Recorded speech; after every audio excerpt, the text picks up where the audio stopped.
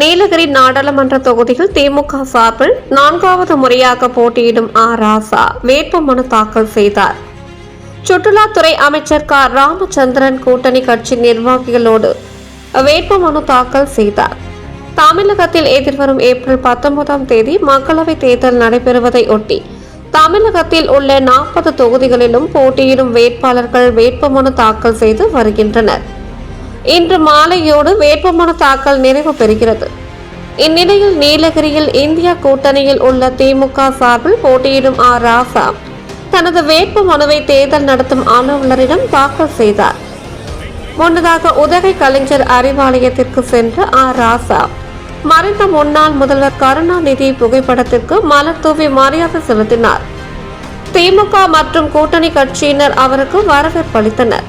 பின்னர் சுற்றுலாத்துறை அமைச்சர் ராமச்சந்திரன் மற்றும் கூட்டணி கட்சியின் நிர்வாகிகளுடன் சென்ற ராசா தேர்தல் நடத்தும் அலுவலர் அருணாவிடம் வேட்புமனுவை தாக்கல் செய்தார்.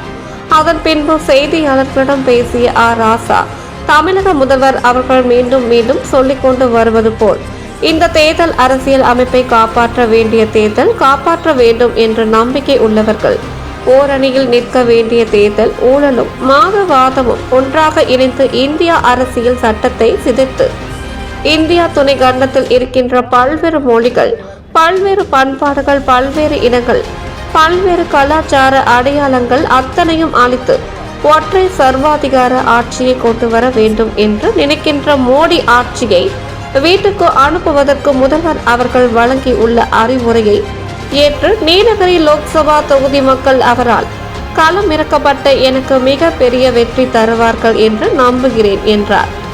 சான்றோர் குரல் செய்திகளுக்காக செய்தியாளர் ஆகாஷ் பச்சையப்பனுடன் செய்தி வாசிப்பாளர் வித்யா. செய்திகளை உடனுக்குடன் தெரிந்து கொள்ள சான்றோர் குரல் பக்கத்தை ஃபாலோ செய்து கொள்ளுங்கள்.